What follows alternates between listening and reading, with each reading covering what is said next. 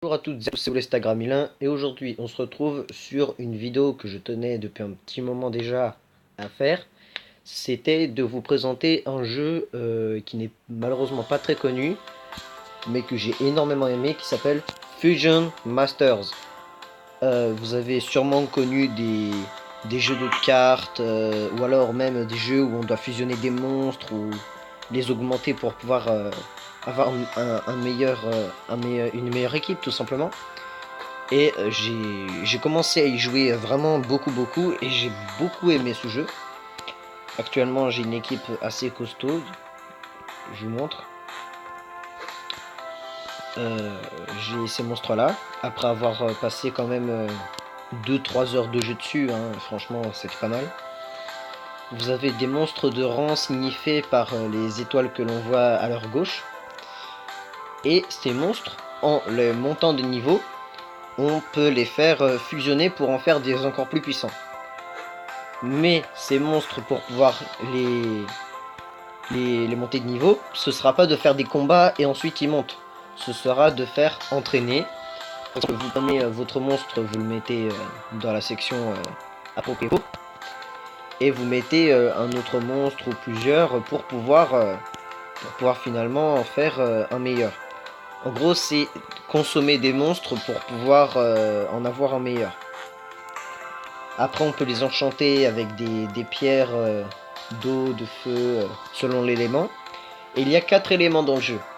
Le feu, l'eau, la vie et bon, les plantes et l'ombre.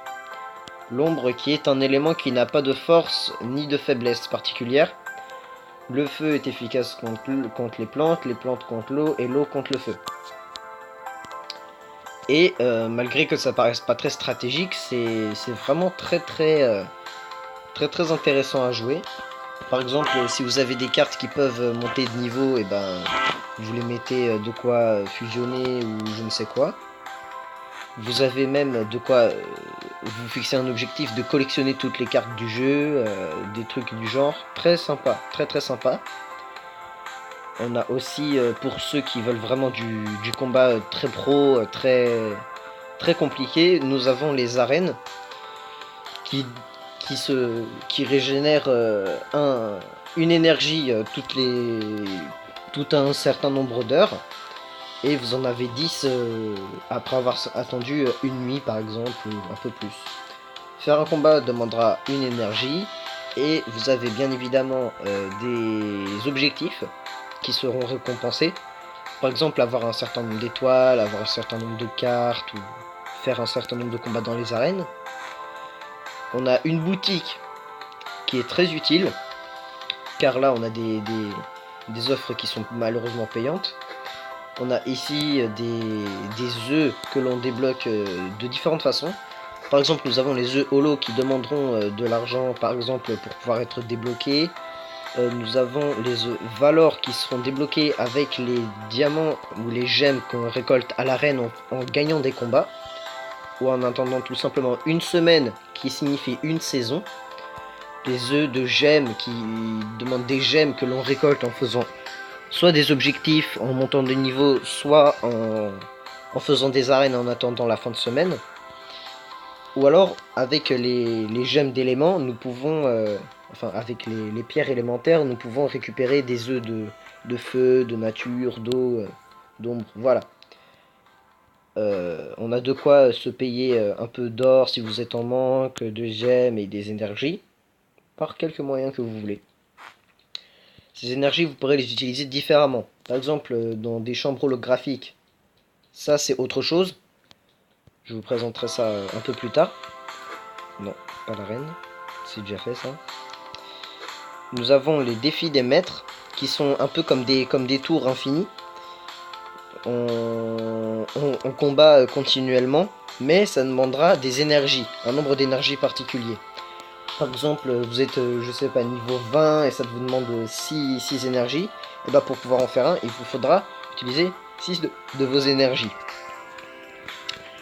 Ce qui est aussi efficace car vous combattez au fur et à mesure que vous gagnez, vous aurez du combat beaucoup plus difficile. Et vous voyez ici vos récompenses à la gauche. Et à la droite, les meilleurs joueurs actuellement, ceux qui sont dans les donjons les plus hauts. Nous avons aussi, pour ceux qui n'aiment pas trop affronter les autres, ou alors pour pouvoir monter déjà dès le début, nous avons un mode campagne. Donc j'ai pas mal avancé parce que c'est la hesse des fois. T'as pas d'argent, t'as pas de cartes, bon, t'es un peu obligé de passer par là. De toute façon. Et nous commençons avec le bois Bangor qui demandera une énergie. Nous avons différents niveaux, différents mondes qui demanderont différentes énergies. Par exemple, nous avons là un monde assez sympa et costaud qui demande 6 énergies pour faire un niveau. Voilà, nous avons différents mondes. Je vais vous montrer comment ça fonctionne un peu après. Et je vais vous montrer tout de suite la chambre holographique. Ce sera en attendant un certain nombre de temps. Sur la gauche, vous voyez le nombre de clics que vous pouvez faire. Ce nombre de clics signifie le nombre de coups que vous allez donner à la carte. Et plus vous tapez la carte, plus elle perdra de vie. Quand elle aura plus de vie, vous la récolterez. Par exemple, voilà. J'ai cliqué une dizaine de fois et ça l'a enlevé tous ses PV à la carte. Donc je peux la récupérer. Voilà, vous pouvez enchaîner comme ça si vous voulez gratter quelques cartes et si tout simplement ça peut arranger. Comme par exemple pour monter des niveaux aux cartes. Je vais vous montrer tout de suite ça avec par exemple les montagnes de lave. Ah, quelque chose que je vous ai pas montré du coup. Vous avez peut-être vu, il y a des niveaux de puissance là. Le point là, à côté des prix et des énergies à utiliser, nous avons une certaine puissance. Par exemple, le tout premier, il demande 548 puissance d'équipe. Et mon équipe, elle actuellement, à la gauche, on peut le voir, 5467. C'est la puissance qu'a l'équipe. Ça signifie, par exemple, vous avez un adversaire, il a 10 000 de puissance et vous en avez 5000. Va falloir éviter parce qu'il aura une équipe beaucoup plus résistante. Ce sera par rapport au nombre d'étoiles que votre équipe a, de PV ou quoi. Ou voilà. Je vais tout de suite vous montrer un petit peu de comment ça fonctionne.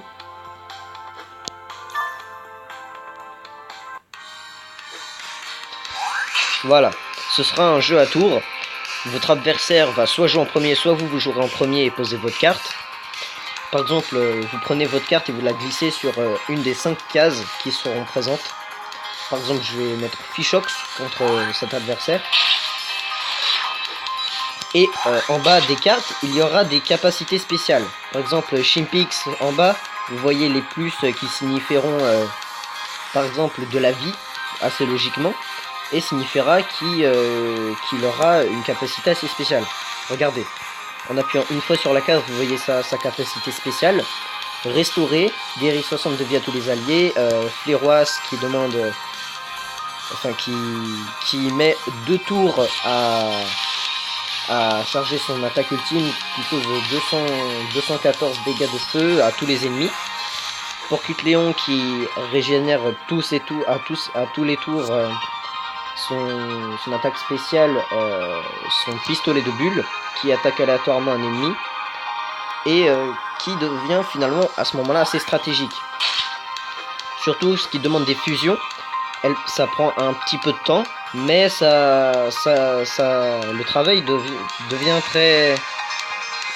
il rémunère vraiment. Au moins vous savez que si vous entraînez une carte, ça sera pas dans le vide. Il y aura de toute façon une utilité à ça. Et comparé à d'autres jeux qui peuvent être du genre, je sais pas, tu fais ah mais c'est beaucoup trop difficile, je sais pas à ce moment-là comment faire parce que je pas une équipe assez forte. Non, vous arriverez toujours à avancer par un moyen ou un autre. Par exemple, avec des modes de difficulté plus élevés.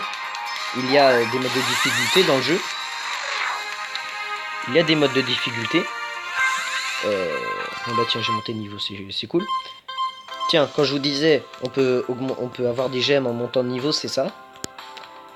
Ça augmente de plus en plus par rapport au niveau.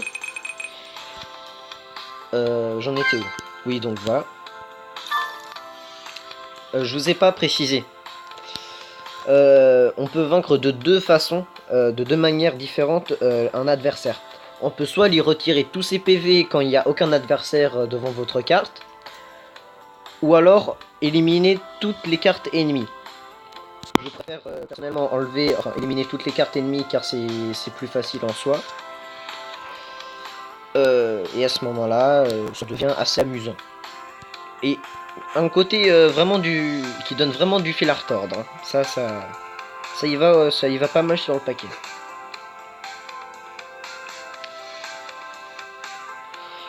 Voilà. Sinon, c'était le gameplay assez sympathique, ma foi, de Monster Fusions. Non, Fusion Masters, excusez-moi. Je suis un peu fatigué. Oula. Quelque chose que je vous ai pas dit du coup, c'est que le nombre de cartes que j'ai actuellement, on n'a pas un nombre aussi vaste d'emplacements libres dès le début. Par exemple, il faut monter jusqu'au niveau 10 il faut monter jusqu'au niveau 5 pour avoir un emplacement supplémentaire. Au début, on n'a que 3-4 cartes, je crois, je sais plus trop. 4 cartes, je crois. Par exemple, au niveau 5, on a un espace en plus, niveau 10, niveau 20, voilà. Actuellement, je suis niveau 24 et j'aurai bientôt du niveau 25. Et un emplacement en plus. Voilà. C'était à peu près tout pour vous présenter ce qu'était Fusion Master. Je vais pas y arriver. Fusion Masters. J'espère que cette vidéo vous aura plu. Et je vous dis à la prochaine pour des vidéos. Allez, salut!